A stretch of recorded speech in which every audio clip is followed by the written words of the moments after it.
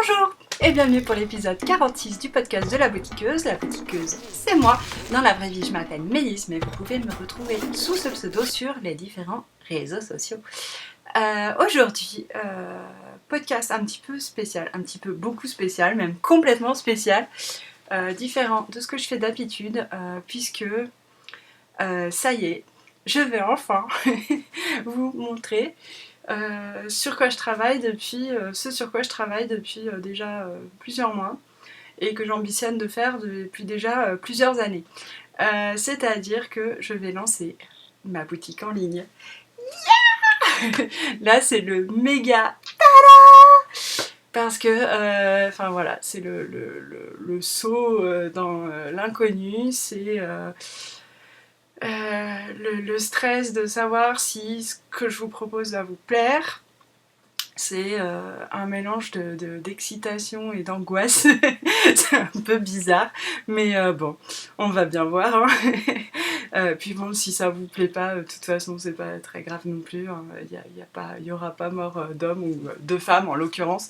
Mais bon, voilà. Du coup, je me suis dit que j'allais vous présenter tout ça dans un podcast à part. Donc aujourd'hui, ce sera pas le traditionnel les tadas, les qui attise sur mes aiguilles, la couture et tout ça. On va faire juste un podcast, la boutique de la boutiqueuse, quoi.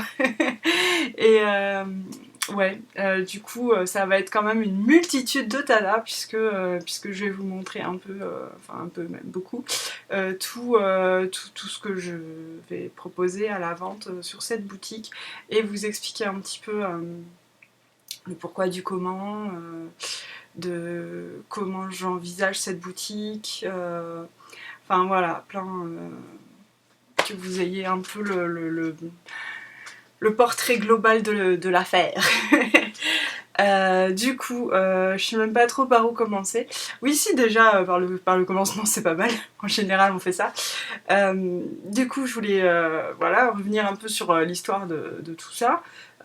Moi, je vous en avais déjà parlé dans mes premiers épisodes de podcast il y a déjà un petit moment, quoi. J'ai envie, que je vous avais dit tout de suite, quoi, que j'avais envie, moi, de créer une boutique en ligne, mais pas que en ligne, hein, d'ailleurs, aux gens autour de moi, où je pourrais du coup vendre mes créations. Mes créations, c'est quoi? C'est tout ce que vous pouvez voir un peu depuis que je fais ce podcast, quoi. Moi, je fais de la couture, je fais du tricot, je fais un peu tout. Et puis voilà, j'aime beaucoup créer pour moi, j'aime aussi beaucoup créer pour les autres. J'ai réalisé quand même pas mal de commandes pour des copines et tout ça, donc qui ont toujours été très très ravies du résultat, donc ça m'a un peu... et enfin, c'est pas que ça m'a un peu, c'est que elles m'ont encouragée en fait à poursuivre aussi là-dedans. Et puis du coup, voilà, j'avais vraiment, ça faisait vraiment partie de mes projets de monter cette boutique. Le truc, c'est que c'est vraiment quelque chose qui n'est pas évident à mettre en œuvre, quoi. Déjà au niveau temps, tout simplement, puisque bon, moi j'ai quand même 2 enfants, dont un qui a, mes enfants ils ont 7 ans et 3 ans, en gros, enfin 7 ans et demi et 3 ans et demi maintenant. Du coup, bon, il y a 2 ans, voilà, le petit il avait 1 an et demi, il allait chez la nounou mais pas à temps plein, enfin, du coup, c'est vrai que c'est pas forcément simple de monter sa boutique, d'avoir le temps de réaliser ses projets et tout ça, quand on a des petits à la maison. Et puis, du coup, j'ai aussi une activité professionnelle puisque je travaille en freelance dans l'édition, donc comme assistante d'édition. Et comme rédactrice, et comme correctrice aussi, hein, je fais la totale comme ça. Vous savez tout. Si vous n'avez pas suivi depuis le départ mes aventures, voilà, comme ça au moins vous êtes au courant. Et donc voilà, je travaille aussi depuis chez moi pour des entreprises d'édition, donc c'est vrai que c'est pas évident non plus de jongler avec tout. Et le troisième point qui m'a fait perdre du temps, j'ai envie de dire, c'est que je n'ai pas d'atelier et que donc quand je fais de la couture, il faut que je sorte tout sur ma table de cuisine et qu'après, une fois que j'ai fini, je range tout, puisque qui dit enfant jeune dit risque de se prendre les pattes dans les fils, jouer avec la machine, prendre les épingles, enfin danger, danger, danger, danger. Donc hors de question de, enfin, voilà, de laisser des trucs à traîner chez moi. Et donc un temps de couture limité, puisque tout sortir, tout ranger, ça prend déjà au moins une demi-heure facile, quoi. Enfin, ça dépend de ce qu'on fait, mais voilà, ça peut prendre une demi-heure. Et, ben, du coup, ça limite quand même le temps, parce qu'à chaque fois, on se dit, si on a juste une heure devant soi, on se dit, bah non, je vais pas passer déjà, je vais perdre une demi-heure rien qu'à tout sortir, tout ranger, donc tant pis, je vais pas faire de la couture, je vais faire autre chose, quoi. Donc, pas d'atelier. Bon, après, comme vous savez, si vous me suivez là depuis quelques temps, j'ai un atelier qui est en route puisqu'on aménage le garage. On a un garage extérieur non attenant à la maison et on l'aménage du coup en bureau, atelier pour moi. Ce qui va, organisation familiale, permettre aussi aux enfants d'avoir chacun leur chambre, puisqu'on n'a que 3 chambres, enfin on n'a que 3 chambres, ça va, hein, on n'est pas à plaindre, mais on a 3 chambres dans la maison, et du coup cette pièce ici, là, autour de moi, n'est pas une chambre puisque c'est un bureau, puisque pour mon travail par contre là, c'est indispensable, il me faut un bureau, puisque je vais pas me mettre en plein milieu de la cuisine, hein. Et donc ce bureau va devenir la chambre de mon fils. Donc voilà, ça va être chouette. Et donc cet atelier, pour l'instant, vous voyez que le bureau est toujours un bureau, n'est-ce pas? Donc en fait l'atelier n'est toujours pas terminé. On y est depuis le mois de mai. Je vous avoue que j'en ai ras le pompon, on va dire, de cet atelier qui n'avance pas. Et enfin, ouais, si ça avance, hein, on n'en est pas aux prémices, mais bon, c'est vrai qu'une pièce de 13 mètres carrés, on y est depuis mai, on aurait tendance à penser que ça pourrait être fini depuis un bon moment. Normalement, c'était prévu pour début septembre, hein, on est fin novembre, et on n'y est toujours pas. Alors le truc, c'est que moi j'attendais que l'atelier soit terminé pour pouvoir faire ma couture et lancer ma boutique et tout ça et tout ça. Sauf que bon, voyant le délai et qui s'allonge, qui s'allonge, qui s'allonge, et là on ne sait pas du tout quand est-ce que ce sera fini, donc je me suis dit, plutôt que de m'agacer à me dire ça repousse, ça m'énerve, ça repousse, ben, plutôt que de s'énerver comme ça, et ben tant pis, tu vas sortir tes trucs, ranger tes trucs tous les soirs, mais tu vas faire ta couture et tu vas lancer ta boutique en dépit de l'absence atelier-esque. Donc voilà, c'est ce que j'ai fait. Et bon, bah, c'est pas évident tous les jours, comme dirait l'autre, mais bon, on y arrive. Du coup, ben voilà, c'est pareil, la quantité de produits que moi je peux vous proposer est forcément limitée, puisque mon temps est limité aussi, sachant qu'en ce moment j'ai 3 boulots, c'est-à-dire que je travaille en tant qu'assistante d'édition, rédactrice, tout ça, plus j'ai, vous savez que j'ai la marque de vin Découverte Vin Bio, la marque de box et de coffret cadeau de vin. Donc voilà, j'ai ça, et j'ai aussi du coup la couture. Donc et j'ai toujours des enfants, ils sont toujours là eux aussi. Donc c'est vrai que bon, ça c'est pas super évident toujours de jongler avec tout ça, mais voilà.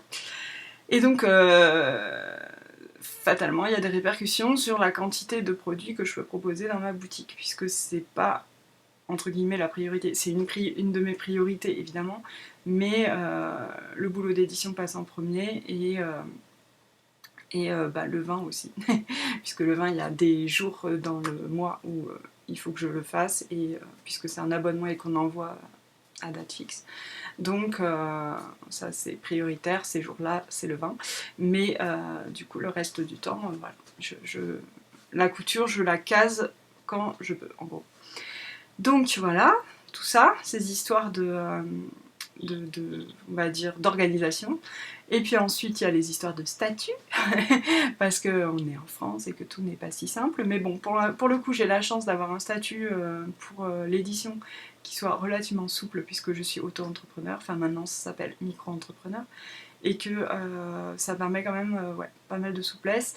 Du coup, moi, pour vous donner les détails de l'histoire, si vous êtes dans ce cas-là, ça peut vous intéresser. C'est-à-dire que moi, comme j'étais micro-entrepreneur en édition, pour pouvoir... on ne peut pas avoir en fait 2 micro-entreprises. Ce qu'il faut faire, ça s'appelle une adjonction d'activité. Donc comme si on rajoute une activité à notre entreprise. On ne peut pas avoir 2 entreprises puisque c'est des entreprises qui sont sous notre nom. Donc comme on n'est qu'une seule personne et pas 2, on ne peut avoir qu'une micro-entreprise. Et du coup, j'ai fait l'adjonction d'activité, donc ça se fait par internet. C'est pas hyper simple à trouver, mais je suis passée par le guichet des entreprises. Donc voilà, ça me gratte l'oreille. Donc voilà, si jamais ça vous intéressait, comme ça vous savez ce qu'il faut faire. Et puis, comme c'est 2 activités différentes, c'est-à-dire qu'en édition c'est une activité libérale puisque c'est de la prestation de service, et là c'est du commerce, donc c'est 2 choses différentes, c'est pas taxé de la même façon, mais après ça il suffit quand on remplit sa petite déclaration de chiffre d'affaires de marquer, il y a des cases à remplir, et donc on met le chiffre d'affaires du libéral dans la case libérale, le chiffre d'affaires du commerce dans la case commerce, et tout va bien. Et c'est pas les mêmes taux qui s'appliquent de charge, et voilà comment on s'en sort. Donc voilà, il y avait ça. Ensuite, trouver une plateforme de vente, parce que ça aussi, c'est pas toujours simple de s'y retrouver dans tout ça, sachant qu'en plus j'ai un budget, autant vous dire, inexistant, donc voilà. Quand on a plein de fric, entre guillemets, ça fait vraiment un peu vulgaire de dire ça, quand on a plein d'argent, on peut se permettre d'acheter, de se faire créer un super site, ou quand on s'y connaît, c'est beaucoup plus simple aussi. En l'occurrence, moi je m'y connais pas et j'ai pas d'argent, donc du coup, dans un premier temps, je vais fonctionner avec Etsy, en toute originalité, puisque c'est quand même le site le plus simple d'accès, tout simplement. Je risque de ne pas rester sur Etsy, mais pour l'instant ça va être comme ça, puisque j'ai en fait une de mes amies qui est en train d'ouvrir un site sous une autre plateforme, et donc en gros c'est pas que je la laisse dans ses embêtements, on va dire, pour parler poliment, et que j'attends de voir en gros comment faire, mais un peu. C'est-à-dire que je la laisse pas, puisque quand elle a besoin de moi, elle sait où me trouver, mais d'ailleurs elle m'a dit que je faisais très bien de faire comme ça, c'est que voilà, j'attends de voir comment elle fait, comment tout se met en place pour elle sur cette plateforme, et je l'y rejoindrai si elle me dit oui c'est bien, tu peux y aller, c'est facile et tout ça. Parce que là, moi mon temps, en fait, en gros je voulais ouvrir ma boutique en ligne avant décembre, pour quand même être là déjà pour la fin d'année.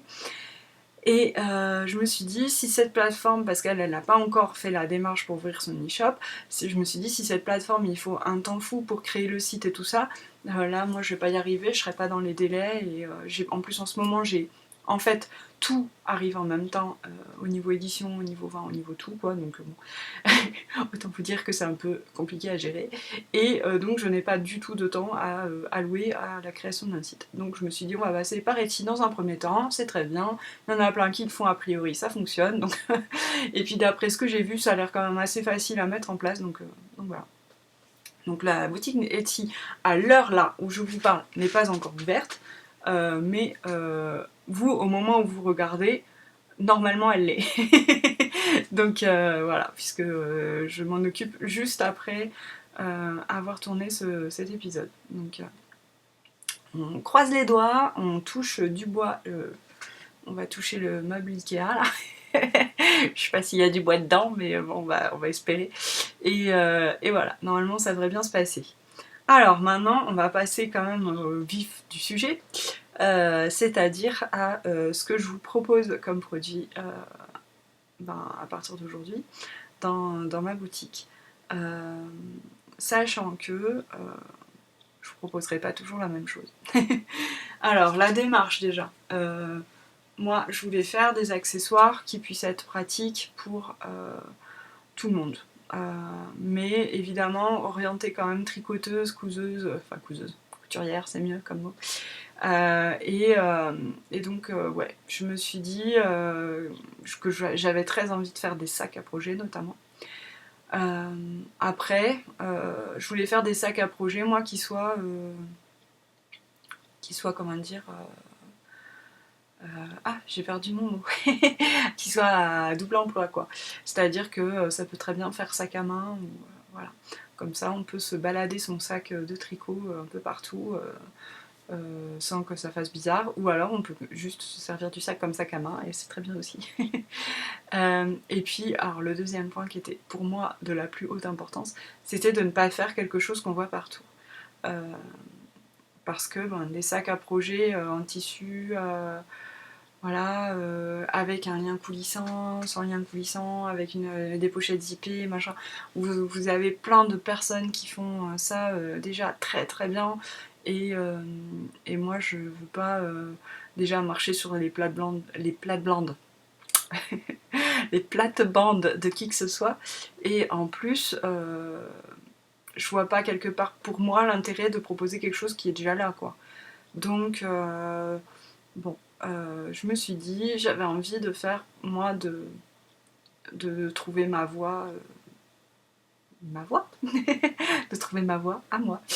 Et donc, j'ai réfléchi à ce que je voulais faire, à ce que j'aimais pas, à tout ça, tout ça.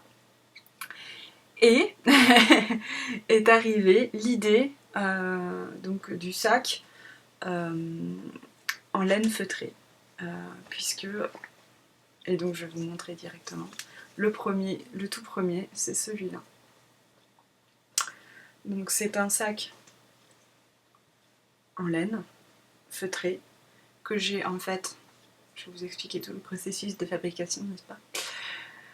Je l'ai tricoté à la main, donc j'ai fait ce motif de jacquard, et je l'ai fait feutrer en machine, et ensuite j'ai cousu une doublure. Voilà. Là, vous retrouvez ma petite étiquette, la boutiqueuse. J'ai mis un fermoir magnétique, j'ai mis une petite poche zippée. Voilà. Et donc voilà comment il est dedans. Je vous montre. Et des lanières, des anses en cuir. Voilà. C'est un sac qui tient tout seul, debout, quand on le met correctement, et qu'on n'a pas juste une main pour le poser, mais bon, déjà, vous voyez, sur ma main, il tient. Il tient comme ça. Donc si vous voulez, comment dire, faire tricoter par exemple dans un tricoté, vous pouvez poser juste votre sac sur la table ou par terre. Bon, préférablement sur la table pour pas le salir, mais enfin, comme tous les sacs à main, quoi, on évite en général de les poser par terre quand même. Donc vous pouvez poser sur la table et puis voilà, avoir votre pelote qui défile et tout. Mais à la fois, ça fait un très joli sac à main. C'est-à-dire que si vous voulez vous en servir comme sac à main, voilà, je ferme, machin, je mets bien mes petites anses. Voilà comment ça fait. Vous voyez par rapport à moi. Voilà. Et j'ai mis cette poche zippée puisque je me suis dit que c'est toujours très pratique en fonction sac à main pour mettre la carte bancaire par exemple, les cartes d'identité, tout ça. Et en fonction sac à tricot, je me suis dit pour mettre les anneaux marqueurs, les ciseaux et tout, c'est pratique. Donc voilà. Donc ça c'était le tout premier que j'ai fait. La laine que j'ai utilisée, c'est de la laine Népal de Drops. Pour l'instant, j'ai utilisé beaucoup de Népal de Drops pour la bonne et simple raison que j'avais déjà utilisé cette laine pour feutrer des chaussons et qu'elle feutre très bien et qu'il y a de jolies couleurs. Maintenant, Drops n'étant pas forcément très éthique au niveau de sa façon de fonctionner, j'ai envie de dire. Au niveau des laines, je ne sais pas, mais voilà. Je suis en quête d'autres fournisseurs, donc si vous connaissez des laines, non superwash évidemment, parce que sinon ça feutre pas, des laines pure laine, non traitées, dans des jolis coloris et à des prix attractifs, parce que je ne peux pas par exemple prendre de la Dererum Natura, hein, j'aimerais bien, mais bon déjà je trouve que ce serait un peu gâché de la feutrer, mais bon, au-delà de ça, elle coûte trop cher et moi ça me ferait vous faire, je devrais répercuter le prix des fournitures sur les sacs et c'est pas possible, parce que déjà ils vont pas être donnés, hein, parce que vous imaginez bien que que pour faire ceci, il faut un nombre d'heures considérable, puisque déjà rien que le tricot, parce que quand on tricote pour feutrer, on tricote beaucoup plus grand, c'est-à-dire que là vous avez ça, j'ai dû tricoter jusque là, et jusque là à peu près, parce que ça rétrécit quand ça feutre. Donc ça demande un temps de tricot conséquent.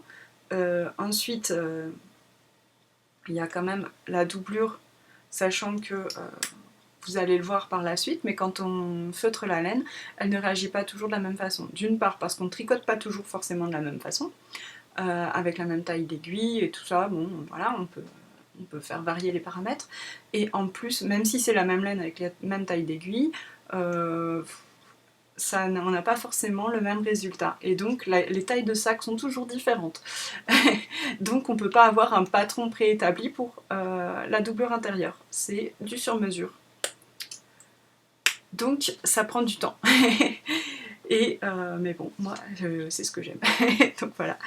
Donc voilà. Et alors en fait à la base j'étais partie sur cette idée de laine feutrée parce que je m'étais dit mais quoi de mieux que de la laine pour protéger nos projets tricot, tout simplement.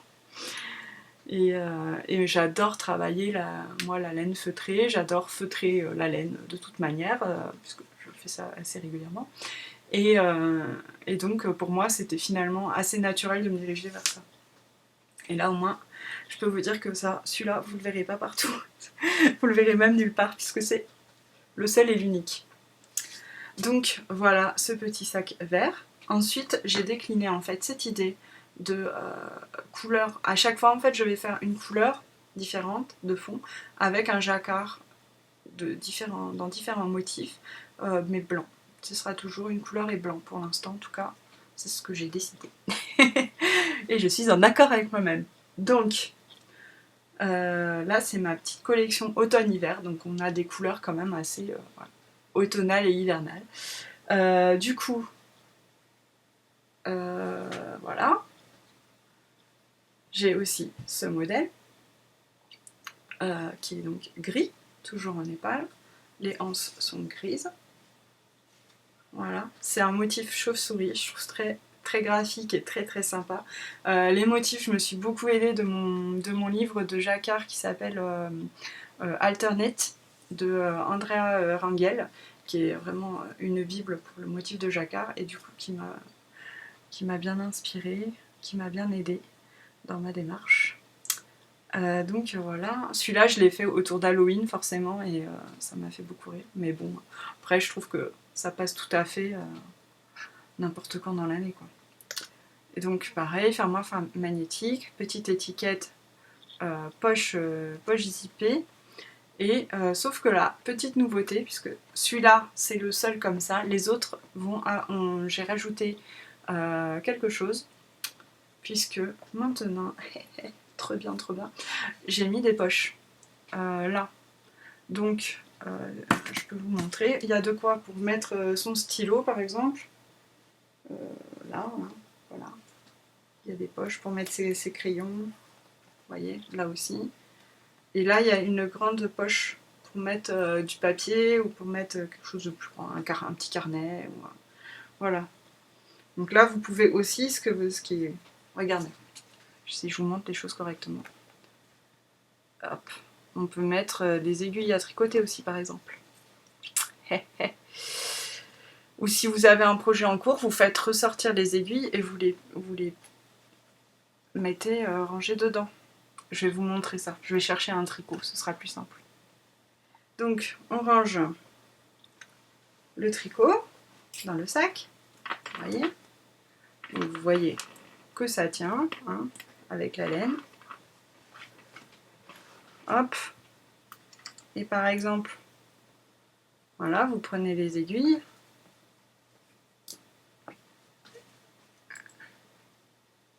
Et regardez, vous les mettez là, dans la poche. Comme ça, hop, votre tricot il se défait pas. Les aiguilles s'en vont pas n'importe où. Et vous voyez, hop, ça tient un gros pull. En plus, là, il est pratiquement terminé. Ça tient dans le sac. Et donc voilà, j'ai mis des jolis Team Grillo, hein, vous voyez. J'aime beaucoup ce tissu. Moi, j'ai pris à chaque fois des jolis tissus dans mon stock, en fait. Et voilà, du coup... Ah oui, regardez, la touche qui tue. Haha, rappel. Ouais, je m'éclate. Vous l'aurez compris. Donc voilà, j'ai le sac gris. Ensuite, j'en ai fait un rouge, très Noël, qui là est plus grand. Vous voyez les différences de taille quand même par rapport au vert. C'est assez incroyable. Par rapport au gris, pas tant que ça. Un petit peu, il y a des petites différences sur la forme, mais... Donc là, rouge et blanc, avec des flocons pour faire Noël. Et à l'intérieur, je me suis régalée, j'ai mis des fleurs. J'adore. Des petites fleurs. Et la poche rouge.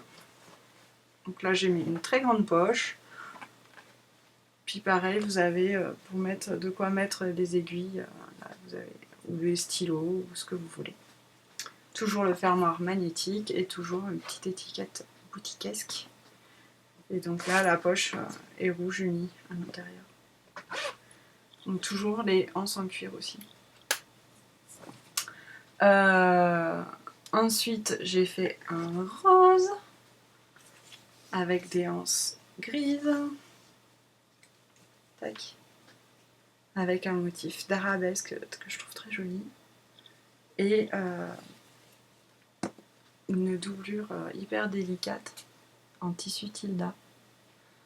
Donc pareil, vous avez les poches, là on les voit mieux, les différentes poches. La poche zippée. Voilà.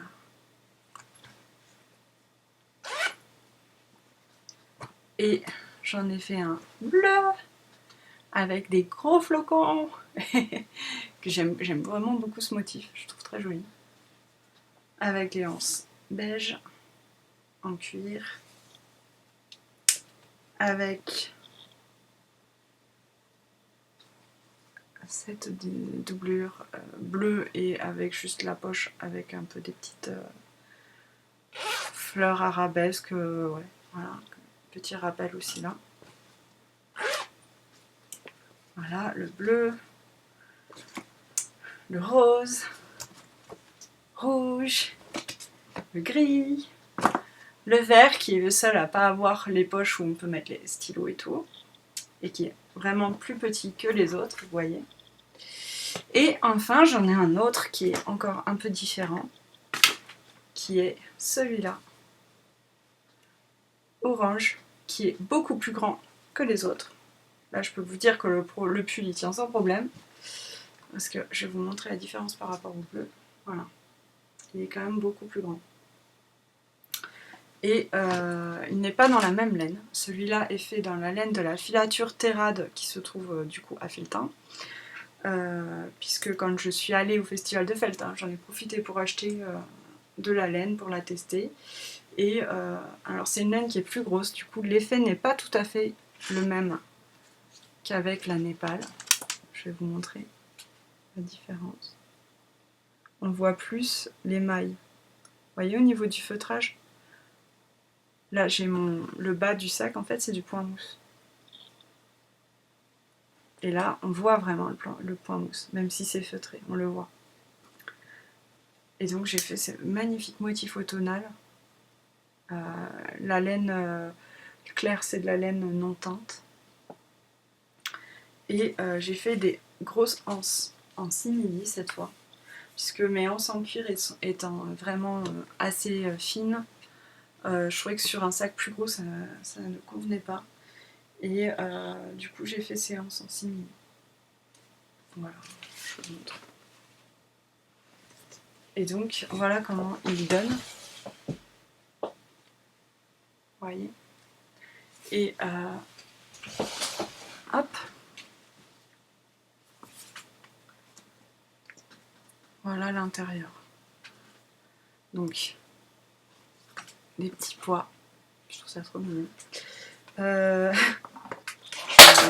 Oups, j'ai des trucs qui tombent, désolée. Poche zippée, toujours. Hop. Et du coup, de l'autre côté, plein de poches qu'on voit pas trop, du coup, parce que c'est dans le même tissu. Mais là, vous voyez, là, une grande poche.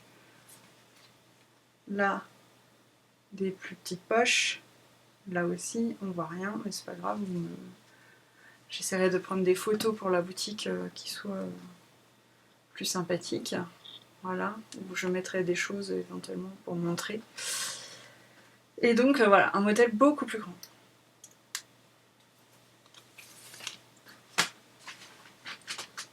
Que j'aime beaucoup aussi. Moi, je me vois trop aller faire mon marché avec ça, par exemple. Je sais pas pourquoi, mais j'aime bien l'idée. Et alors là où il a le pull, le gros projet avec plein d'écheveaux, il tient tranquille là-dedans. Là, ce sera plutôt les projets, soit les pulls en cours, soit les projets, les châles, par exemple. Là, ce serait plus format un écheveau, quoi. Chaussettes ou petit châle. Donc voilà pour les sacs. Alors n'hésitez pas à me faire votre retour, surtout, j'en ai besoin. Déjà, savoir si ça vous plaît, si ça vous plaît pas, qu'est-ce qui vous plaît pas, comment je pourrais améliorer si éventuellement vous voyez des améliorations possibles, les couleurs si ça vous plaît, les motifs si ça vous plaît ou pas, la taille, quelle taille vous préférez, parce que moi après, entre guillemets, ça me change rien quoi. Je peux faire des sacs plus petits ou plus grands. Donc, plus grand, ça prend plus de temps, mais si vous aimez ça, je peux en faire. Donc, ouais, voilà pour ma collection de sacs. Donc, j'ai tout ça qui sera en vente. Ce qui fait pas beaucoup, puisque ça fait 6 sacs, si je ne m'abuse. Je ne m'abuse pas, ça fait 6 sacs. Mais, enfin, voilà, quoi. Pour faire un sac comme ça, il faut plus de 15 heures. Donc, ça demande du temps. Donc je peux pas en faire des millions.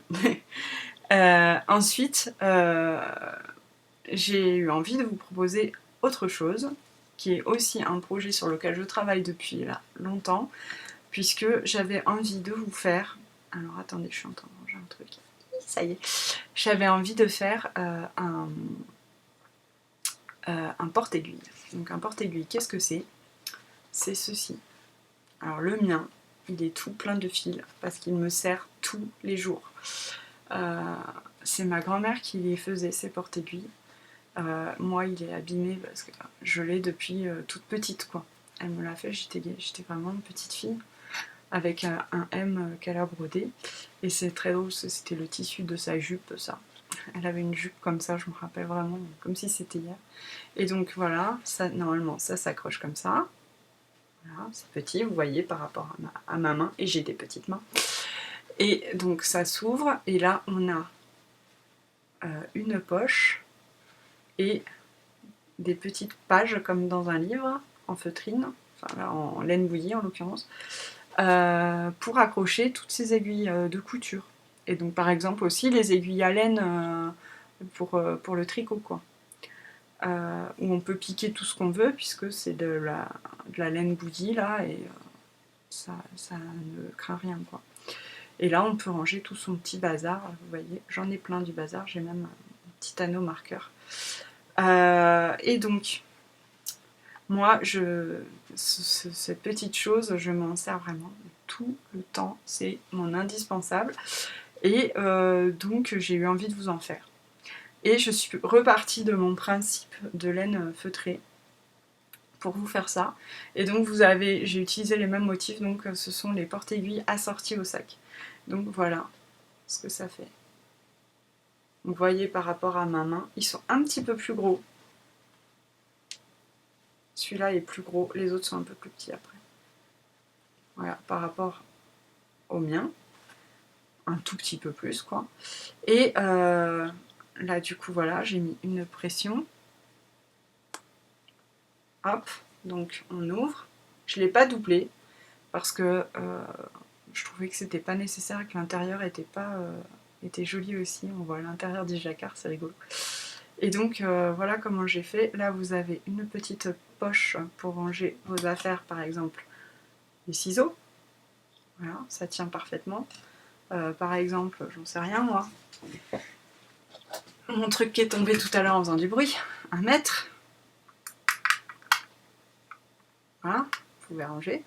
Ensuite, là, vous avez les petites pages pour piquer vos aiguilles. Donc ça, c'est de la feutrine que j'ai acheté dans le commerce.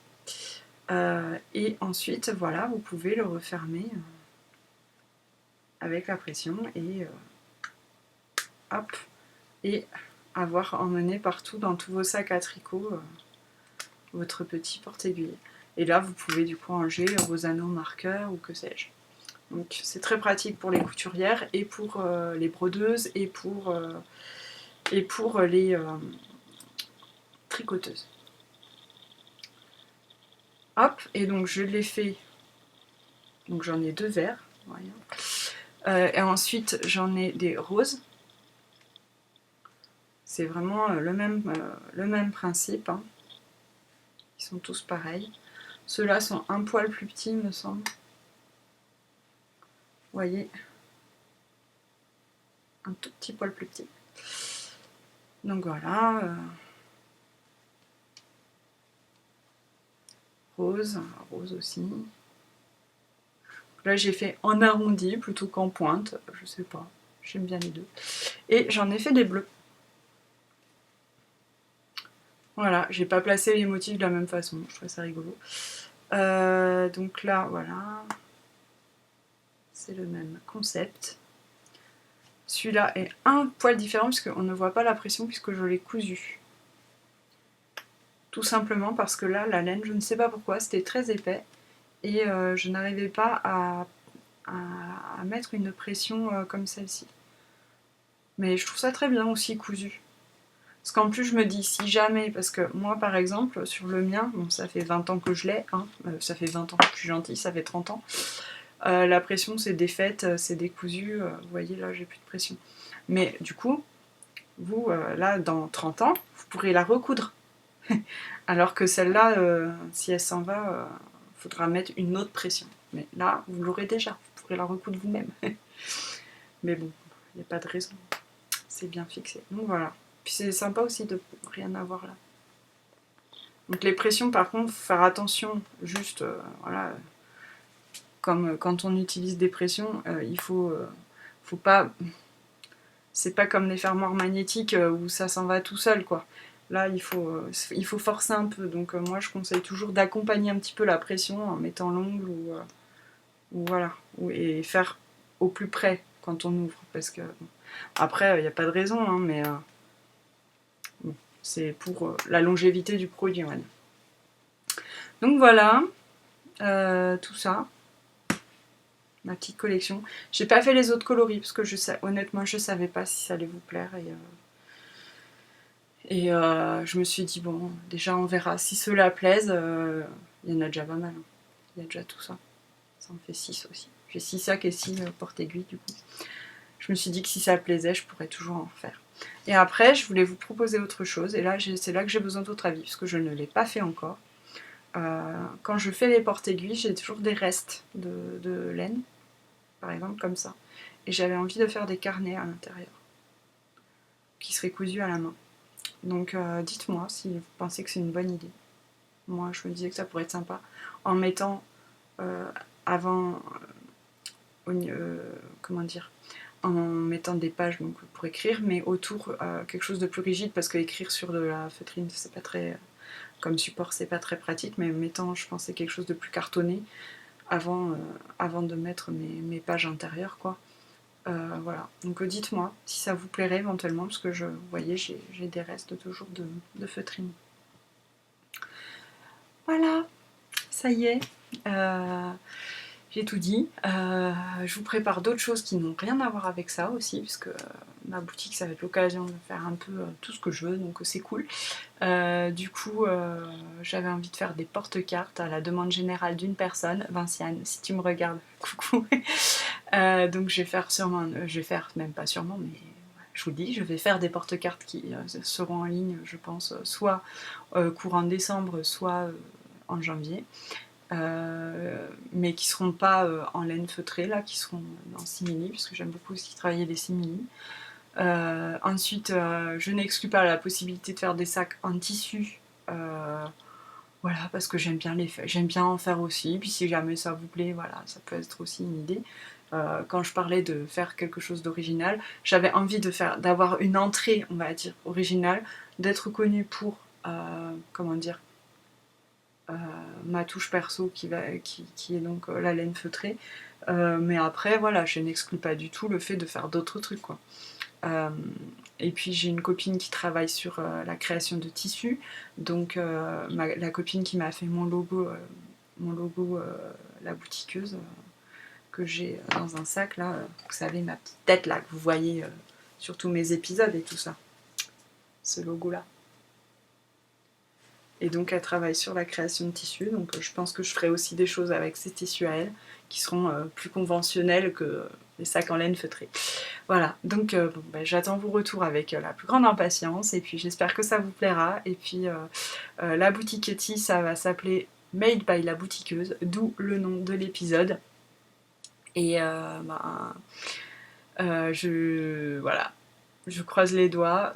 J'ai pas parlé prix ici pour la bonne et simple raison que dans un an, les prix auront peut-être évolué ou j'en sais rien, vu que je commence tout juste.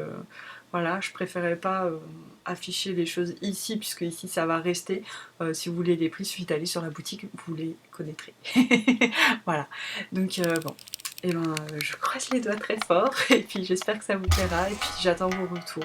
Et je vous fais plein de gros bisous. Et sur ces belles paroles, à bientôt. Ciao.